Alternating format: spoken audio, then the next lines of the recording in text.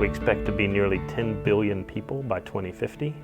And to feed that many people, we have to increase the amount of agricultural production by almost 70%.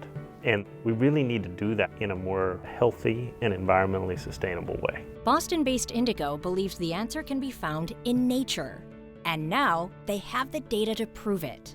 Is that the first year's commercial production data suggests that overall, indigo cotton had a positive effect on yields with an average of about 10% and in some cases even higher than that, up to 20%. On my operation in this 1 year, it made enough difference to where I want to see some more of it. West Texas cotton farmer Sean Holliday partnered with Indigo this past season.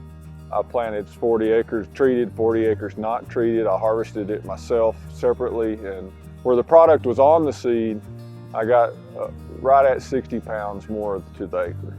For Sean Holliday, 60 pounds is an 11% increase in yield, which means more money in his pocket. At Indigo, our mission is harnessing nature to help farmers feed the world more sustainably.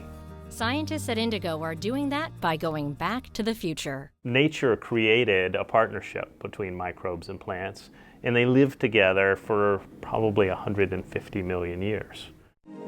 Over millennia, plants hosted naturally occurring microbial bacteria and fungi, which helped to keep them healthy and productive. That worked beautifully, of course, until modern agriculture changed the dynamic. These beneficial microbes were disrupted by chemical fertilizers, fungicides, and herbicides. What we're doing is trying to identify those beneficial microbes, add them back to plants to make them healthier, and healthier plants are more productive.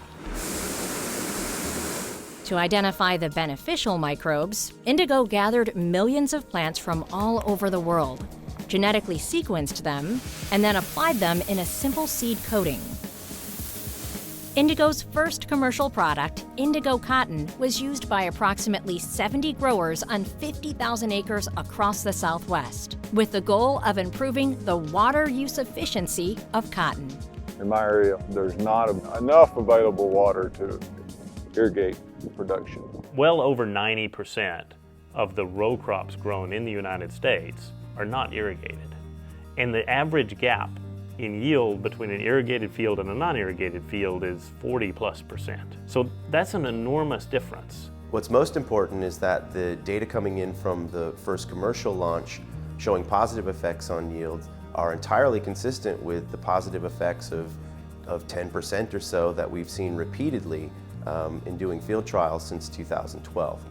I like to see stuff in a real world setting, and the test I did was a real world setting. It was in the field and on large enough acres where you could tell what was going on.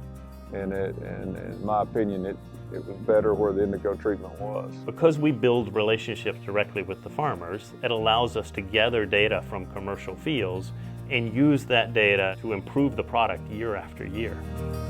Cotton and water use efficiency is just the beginning. Microbes can protect plants from a variety of stressors, including heat, salt, cold, pathogens, and insect pests. We're very pleased with the results that we're seeing, but we really think it's the beginning. We think we have an opportunity to sort of fundamentally change how agriculture is done, to improve farmer economics, to improve environmental sustainability of farming, and to improve the healthfulness of the food that's produced from modern agricultural practices.